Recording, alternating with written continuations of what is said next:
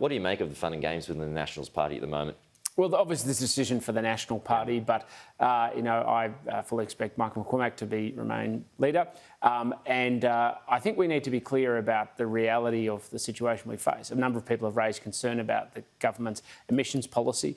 Everything the Prime Minister has said has been utterly consistent with the position we took to the 2013, 2016 and 2019 election.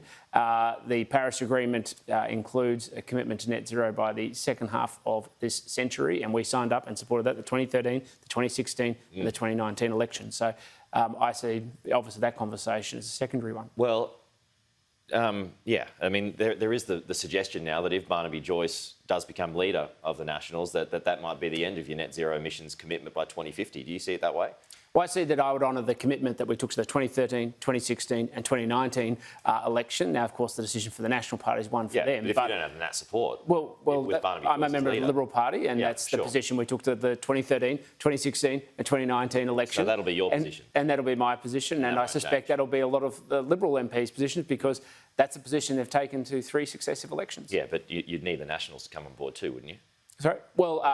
Well, ultimately it comes down to the numbers in the parliament, but our focus is a unified team focused on the core purpose, and I would have thought that the National Party, which has also gone to the 2013, 2016 and 2019 election, should support the policy they've taken. The problem with this potential spill is that a lot of people in regional Australia don't feel like the Nationals are doing enough for them, that Michael McCormack is not doing enough for them. Do you see it that way? Well, I can't answer to that. Sure. I mean, as far as I see, Michael McCormack every day is fighting clearly in the parliament for rural and regional Australia. He does it in the party room as well, and I see him every time I go and check on Facebook and Instagram and everything else. He's out and connected. Now, of course, these decisions are ones for the National Party, but I see it every day. OK, just onto the vaccine rollout. The Victorian Premier has been busy. James Merlino, very critical, calling the rollout a shambles. Gladys Berejiklian, and she's on board too. She says the problem is supply, and that's an issue for the federal government. So why is there still issues?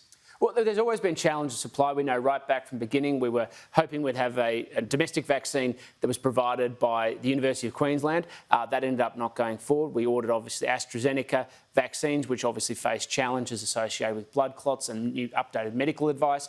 So we're continuing to roll out Pfizer vaccine across the country, as well as AstraZeneca where it's appropriate. But it took 45 days to get to the first 1 million doses delivered. We're now down to 1 million doses every 10 days. So the gradation in the curve is just going up and up and up, and it's about making sure Australians, by the end of the year, anyone who wants a vaccine can get one, and it's about people turning up to their doctor. So do you think New South Wales should get a bigger load now because they're doing the heaviest lifting? Well, I think the allocation of vaccine should broadly be consistent across the country, but if there's a surge demand that's required, we demonstrate with Victoria that we're able to adapt, and of course, depending on what happens in New South Wales, that'll be reassessed. But the main thing is, if people want one, by the end of the year, they can get one. OK. Now, we just had an item in our news a little bit earlier that suggested, Phuket is now moving towards allowing fully vaccinated travellers to come and go as they please. They don't have to quarantine, which leads me to Australia. So at what percentage of fully vaccinated Australians do you believe that there should be before we can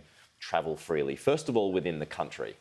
Well, that decision hasn't been made yet, but I think we want to get to a position where we have a majority of Australians at least in that situation, and then we want people to be able to be free to move. But that ultimately comes down to the states and working in partnership, which is partly what's on the agenda this morning. So Gladys had already said that it's got to about 80%. It needs to be at 80%. So once it gets to 80%, do you believe that then, and this should be an incentive for people to go out and get vaccinated, that you should just have unrestricted travel after that? I absolutely believe that we should get to a point where if you've been vaccinated, then a lot of limitations should be removed. And I won't set a particular number, but 80% is very high, even by global standards. And so if we met that benchmark, and the only way we're going to get there is if Australians go out and get vaccinated, I can't see why we couldn't deliver it. And then overseas, sometime after that? Sometime after that, but I want to get domestic travel moving first, because that's the most critical thing for all those businesses across the country and all those people across the country who want to move freely consistent with the Constitution. Tim Wilson, appreciate your time. Good to see you in person. Talk to you soon.